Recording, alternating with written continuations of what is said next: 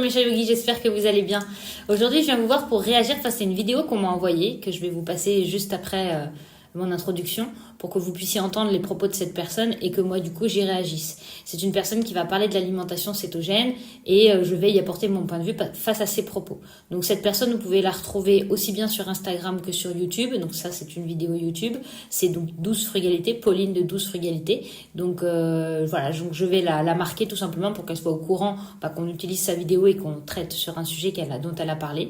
Et donc, moi, je vais apporter mon point de vue. Je vais absolument pas juger la personne, mais bien les propos qu'elle émet. Et je vais essayer d'y apporter mes propres connaissances, ma propre expérience, pour qu'on puisse avoir différents sons de cloche et pouvoir avoir différents avis. Chacun est libre de faire celui qu'il a envie. Alors, l'argument des cétogènes. Le cerveau est un organe gras, environ 50 à 60% de gras, donc il faut manger gras. Ok, donc pour garder des dents saines, il faut manger des dents, etc. Vous voyez un peu le problème. Et par exemple, on peut reprendre cette logique pour dire qu'on doit manger des humains, alors, enfin, c'est stupide. En fait, regardez le taux de renouvellement des cellules du cerveau. Ce chiffre est tellement bas par an qu'on voit que ça sert à rien de manger beaucoup de gras. En fait, si on mange trop de gras, on aura le cerveau qui plane, qui fonctionne pas bien, parce qu'il est envahi de toxines, quoi. Parce que les cétones, la même famille que l'acétone, c'est du poison, c'est des déchets. En fait, les gens qui sont en mode cétogène, ils ont une alimentation sale, alors que si on mange beaucoup de glucides, ça a des produits de décomposition qui sont propres. De mémoire, du CO2 et de l'eau, donc aucun souci, quoi. Alors qu'en mode cétogène, les gens s'empoisonnent à petit feu, quoi. Ça craint. Mais bon, s'ils sont assez naïfs pour essayer ça, bon, voilà. Alors, elle aborde le fait effectivement qu'on n'est pas obligé de manger ce qu'on est. On n'est pas obligé de manger des dents pour faire des dents, ou qu'on n'est pas obligé de manger un humain pour faire un humain. Là-dessus, je suis bien d'accord avec elle. On n'est pas obligé de manger exactement ce qu'on est. Par contre, ce qu'on a besoin de s'apporter, c'est des aliments essentiels, en tout cas des nutriments essentiels, des acides gras, des protéines, des acides aminés donc essentiels, lesquels on n'est pas capable de fabriquer soi-même. Il est évident qu'une vache va surtout manger de l'herbe et va pourtant faire beaucoup de gras et beaucoup de muscles, mais c'est parce qu'elle est capable, dans son microbiote, de transformer ses sources de fibres et ses sources de glucides, en fait, que ce soit des glucides assimilés ou non, elle est capable de les transformer en acides gras dans son intestin et de l'utiliser en guise d'énergie pour pouvoir fabriquer les différentes molécules dont elle a besoin pour se constituer. Mais évidemment qu'on n'a pas besoin de manger des dents, mais on a besoin de phosphore, on a besoin de calcium, et pour ce qui est de l'être humain, on a besoin surtout d'acides gras essentiels et on a besoin de protéines et d'acides aminés essentiels. En ce qui concerne la construction de notre cerveau, effectivement, notre cerveau est fait à plus de 60% de matière grasse et surtout de cholestérol, et il a effectivement besoin d'oméga 3 pour pouvoir fonctionner correctement. Donc ça, c'est sur un aspect structurel. Il a de toute façon besoin de cholestérol. Le cholestérol, on peut le trouver dans les aliments, mais on sait aussi très bien le fabriquer nous-mêmes.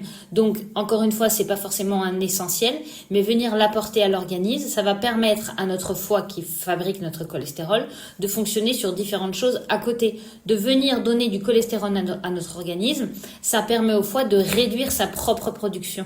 Et si en plus on a une alimentation surtout axée sur des matières grasses et non pas des glucides, l'apport en cholestérol qui va venir fabriquer notre cerveau et le nourrir va limiter la fabrication de triglycérides, puisque c'est bien les sucres qui se transforment en triglycérides. Et ce sont les triglycérides qu'on veut éviter. On ne veut absolument pas éviter le cholestérol et on ne veut absolument pas éviter les oméga 3 dont le cerveau a besoin pour fonctionner correctement. Nos synapses et nos axones, c'est-à-dire ce qui permet la transmission de l'information de notre corps à notre cerveau et de notre cerveau à notre corps, se fait via une capacité lipidique, c'est-à-dire que autour de vos membranes, autour de vos neurones, vous avez ce qu'on appelle une gaine de myéline qui est grasse. Et c'est ce gras qui va permettre l'envoi des messages, qui soient aussi bien physiologiques, physiques, sensitifs. Sans ces apports en acides gras, vous allez très vite vous retrouver comme des personnes qui ont des scléroses en plaques. Une grande difficulté à faire passer les messages et à ressentir. Et c'est pour ça que c'est important de s'apporter des acides gras d'origine animale, mais aussi d'origine animale saturée, mais aussi d'origine animale type polyinsaturés comme les oméga 3. Et ça, nous le trouvons que dans notre alimentation. Et sans se le donner, on va avoir du mal à fonctionner sur le long terme et on va fatiguer un cerveau qui va un petit peu rouiller par manque justement de lubrification. Alors, quand elle parle de renouvellement des cellules cérébrales, elle a tout à fait raison. Le cerveau est tellement complexe dans sa fabrication que le corps ne sait pas le régénérer. Au fur et à mesure de notre évolution, donc dans des études, j'ai observé que plus l'individu, plus l'être vivant devient complexe dans sa façon de penser, dans sa façon d'évoluer, moins le cerveau arrive à se régénérer avec le temps, tout simplement parce que cela demande énormément d'énergie et énormément d'informations pour refabriquer une seule cellule, tellement le cerveau est complexe. Donc effectivement, on observe entre 1 à 4% de renouvellement cellulaire par an au niveau du cerveau. Donc il est vrai qu'un cerveau qui s'endommage, c'est un cerveau qui ne va pas forcément se réparer. Est-ce que ça veut dire qu'un cerveau qui fonctionne moins bien doit être délaissé tout simplement parce que sa destruction ne peut pas être endiguée? Moi, mon avis, c'est quand même d'essayer en tout cas de le privilégier et de le préserver. Dans cette volonté de vouloir préserver son cerveau le plus longtemps possible et l'amener le plus loin possible dans les meilleures conditions, c'est évidemment de limiter les sources de sucre, car le cerveau, certes, utilise le sucre, mais il l'utilise au même titre que l'insuline va être sécrétée. C'est-à-dire, pourquoi on sécrète de l'insuline? Parce que le sucre dans le sang est toxique et ne peut stagner. Et du coup, le cerveau, c'est la même chose. Quand il va voir arriver du sucre, c'est d'abord lui qui va utiliser. Mais il a toujours une préférence pour les corps cétoniques et surtout les bêta-hydroxybutyrate, tout simplement parce que les bêta-hydroxybutyrate passent très facilement la barrière hémato-encéphalique et le cerveau n'a pas besoin d'insuline pour l'utiliser. De plus, les BHB, donc les bêta-hydroxybutyrate, sont très propres à l'utilisation du cerveau et ont une capacité de distillation qui reste continue. Et le cerveau déteste les variations énergétiques. Donc, il est bon d'aller plutôt consommer des matières grasses plutôt que des glucides pour protéger son cerveau au long terme. Alors, sans parler évidemment que qu'est-ce qui crée l'inflammation à l'intérieur de l'organisme? C'est un stress. Le fait de venir consommer trop de glucides crée un stress dans l'organisme. Un stress de l'insuline. L'insuline est inflammatoire, mais ça va aussi peut-être venir sécréter du cortisol.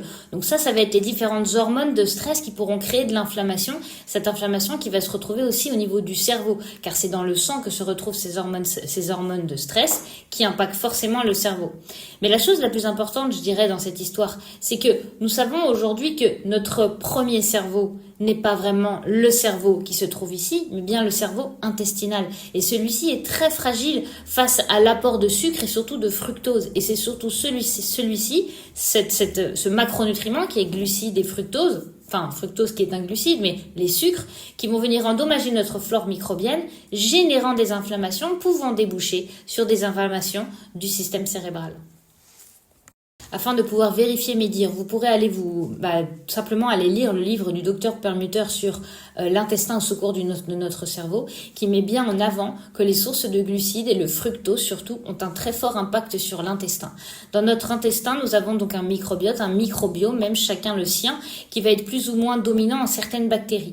Avec la consommation de sucre et de fructose, on va venir à peupler notre intestin avec beaucoup de bactéries qui vont avoir tendance à fabriquer beaucoup de toxines, des acides gras à chaîne courte qu'on va pouvoir retrouver du coup dans le sang à travers une porosité intestinale installée face aux aliments végétaux. Par exemple les lectines, les saponines, on peut avoir aussi les fibres agressives. Cette inflammation initiée à partir de consommation de glucose va pouvoir circuler dans le sang, aller dans le foie et faire des troubles hépatiques, mais aussi surtout se retrouver dans le cerveau, pouvant déboucher sur des maladies d'Alzheimer ou même des autismes. Tout ça est bien prouvé que c'est l'inflammation intestinale suite à une consommation délétère de glucides. Et d'ailleurs, il n'est pas rare que pour ceux qui suivent une alimentation cétogène, donc riche en graisse et faible en glucides, les premiers symptômes positifs qu'ils vont pouvoir observer, c'est tout simplement un meilleur focus mental, une meilleure oxygénation cérébrale. Et c'est bien qu'on a limité les sources de toxines, forcément au niveau de l'intestin, mais aussi au niveau du sang. Et que la fabrication de cétones initiée par cette alimentation cétogène, donc c'est bien son nom, va permettre de détoxifier l'organisme. Parce que, effectivement, les cétones sont des sources de carburant saines, complètement normales. L'enfant vient sur Terre en cétose, mais ce sont surtout des anti-inflammatoires, des antidouleurs, ce sont des précurseurs de GABA. Donc tout ceci nous montre bien que le système cétonique a un impact positif sur le cerveau et l'ensemble des différents systèmes qui viendraient à souffrir d'une alimentation plutôt toxique et inflammatoire. Alors, elle fait un petit focus sur les cétones, mais elle s'arrête uniquement à l'acétone. L'acétone qui n'est effectivement pas une source de carburant, mais bien un composé des différentes cétones qu'on va fabriquer. On va fabriquer l'acétone, on va fabriquer l'acétylacétate et on va fabriquer l'hydroxybutyrate, la bêta-hydroxybutyrate. Effectivement, on peut estimer que ces éléments, ces molécules sont des déchets. Au départ, ce sont perçus comme des déchets par notre organisme et c'est pour ça qu'on les retrouve dans les urines, mais aussi dans la laine. L'acétone est effectivement une molécule volatile et c'est donc pour ça qu'on la retrouve dans la laine, alors que l'acétylacétate et les bêta-hydroxybutyrates, on va plutôt aller les éjecter au niveau des urines. Mais à un moment donné où l'organisme comprend que c'est son nouveau carburant et qu'il n'a plus de glucose à disposition, il reprend sa capacité adaptative et se remet à utiliser ces matériaux en guise de carburant. Et ce ne sont plus du tout des déchets, mais bien des matériaux sur lesquels on peut s'appuyer pour vivre. Fonctionner sur un carburant plutôt qu'un autre, ça va être en fonction de chacun, de ses capacités et de ses choix. Mais il n'y a pas, comme elle peut le dire, un carburant sale. Alors effectivement, certains carburants vont avoir plus de déchets dans leur combustion, dans leur oxydation. Mais sur le principe, sur le papier, ce n'est pas plus sale l'un que l'autre puisque ce sont tous les deux des carburants. Soit on décide d'aller plutôt sur le glucose et du coup d'utiliser cette source de carburant qui, lui, par contre, va générer des acides, car en cas on va dire si vous êtes sur une activité anaérobique, c'est-à-dire vous n'avez pas d'oxygène, vous êtes en apnée, vous faites un sprint ou des choses comme ça, vous allez fonctionner sur votre glucose et vous allez fabriquer à la suite d'une dérivation du pyruvate en lactate. Et donc cet acide lactique qui va être libéré par l'entrée du glucose dans le cycle de Krebs va générer des acides qui peuvent être délétères, ce sont les fameuses crampes. Si vous êtes toujours quelqu'un de glucidique et que vous décidez d'effectuer une activité aérobique, donc qui utilise l'oxygène, vous allez effectivement fabriquer de l'eau et du CO2 à l'issue du travail du cycle de Krebs. Donc vous allez utiliser le sucre sur votre fonctionnement aérobique, donc avec l'oxygène, pour fabriquer les mêmes molécules que l'on utilise également lorsqu'on fonctionne sur les corps cétoniques. Donc en voie aérobique, dans une activité où on utilise l'oxygène, effectivement, il y a moins de déchets, il y en a même quasiment pas, puisque du coup, on se retrouve avec de l'eau et du dioxyde de carbone. Mais la problématique, c'est que chez beaucoup de personnes qui se retrouvent avec des problèmes métaboliques, ce sont des gens qui souffrent de résistance à l'insuline. Et donc, cette activité aérobique basée sur le glucose est impossible, puisque l'insuline ne permet pas au sucre de rentrer dans la cellule. Et donc, les cétones sont là, à ce moment-là, un bon moyen de fonctionner et de pallier cette pathologie métabolique. Et il ne faut pas non plus oublier que ces deux sources de carburant que je ne dirais pas sales, je n'estime aucun des deux soit sale, je dirais que c'est tout simplement des carburants qui ont chacun leurs avantages et leurs inconvénients. Il ne faut pas oublier que dans la fabrication d'énergie qui est appelée ATP, donc c'est vraiment l'énergie qui est libérée à la cellule à la sortie du cycle de Krebs, on va pouvoir produire 36 ATP avec une molécule de glucose contre 108 ATP contre une molécule de cétone. Donc quand on cherche à allonger sa durée de vie et à minimiser les processus de vieillissement de l'organisme, il peut être plus intéressant de fonctionner sur les corps cétoniques pour produire beaucoup moins de déchets, contrairement à une activité glucidique sur une activité anaérobique, mais surtout pour produire plus d'énergie et aller plus loin, plus longtemps. Donc être plutôt en mode diesel qu'essence, qui est beaucoup plus propre pour l'organisme. Dernière chose, d'un point de vue biochimie, une cétone, c'est un composé organique qui est lié à deux molécules de carbone. Cette étoile, je dirais, donc cette molécule de cétone est l'antagoniste des aldéhydes. Les aldéhydes sont les dérivés des molécules de glucose qui vont être oxydées et vont du coup sécréter de l'inflammation. On vous parle parfois de l'effet de Maillard par exemple, ou même tout simplement dans le cadre d'un cancer, quand on a des cellules de glucose, des molécules de glucose oxydées dans notre organisme, on pourrait même lire à travers peut-être une hémoglobine glyquée. Certains cancers peuvent déboucher simplement de fortes inflammations glucidiques. On va pouvoir voir que cette molécule inflammatoire va avoir de grands impacts sur l'organisme, contrairement aux corps cétoniques, lesquels, elles, sont stables et n'ont pas vocation à s'oxyder et donc à protéger notre santé au long cours. Donc pour terminer, elle dit qu'effectivement les personnes qui sont en alimentation cétogène s'empoisonnent.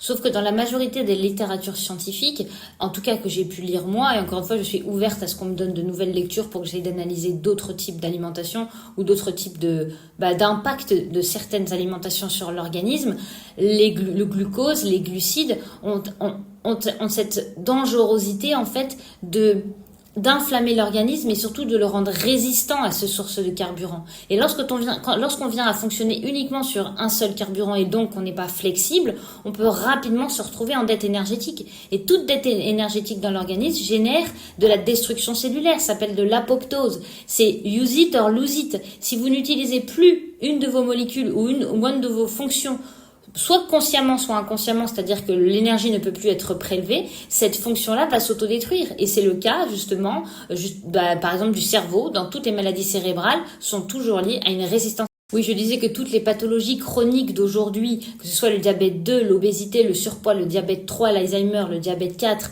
SOPK, le diabète 5, la polyarthrite, mais on a aussi bien sûr toutes les maladies auto-immunes, les cancers, tout ça sont très souvent générés par un apport inflammatoire, lequel est très souvent composé de glucides, de glucose, de fructose et très rarement d'acides gras. Bien sûr qu'il y a des pathologies qui peuvent être liées aux acides gras. Bien sûr qu'il y a potentiellement des cancers qui utilisent des corps cétoniques pour fonctionner. Mais aujourd'hui, notre organisme est confronté à énormément d'inflammations issues des sucres. Et les problèmes d'aujourd'hui les plus couramment rencontrés sont souvent dus à des résistances à l'insuline, à différents points de notre organisme. Mais c'est en limitant ces sources de carburant et en retournant vers une flexibilité métabolique et une alimentation hypo-inflammatoire qu'on parvient à suivre ce qu'on appelle de la médecine anti-vieillissement. Et la médecine anti-vieillissement, c'est une alimentation basée sur les corps gras. Alors évidemment, j'aurais encore beaucoup de choses à vous dire pour traiter ce sujet passionnant que je trouve très intéressant de confronter mes pensées et non pas ma personnalité, mais mes pensées face aux pensées de Pauline. J'espère qu'en tout cas, je vous ai permis de voir les choses sous un autre angle, tout comme elle, j'espère qu'elle vous permet aussi de voir les choses sous un autre angle. N'hésitez pas à aller voir ses contenus pour essayer de vous faire votre propre avis. Et en tout cas, moi, je serais très intéressée pour échanger avec elle, si elle le désire, sur les différentes façons de s'alimenter et le pourquoi du comment de ses choix, le pourquoi du comment de mes choix, et qu'est-ce qu'on peut attendre de chaque type d'alimentation en termes de bénéfices, en termes d'inconvénients, toujours se baser sur la science pour ne jamais confronter des personnes, mais bien des théories et des idées et non pas des religions.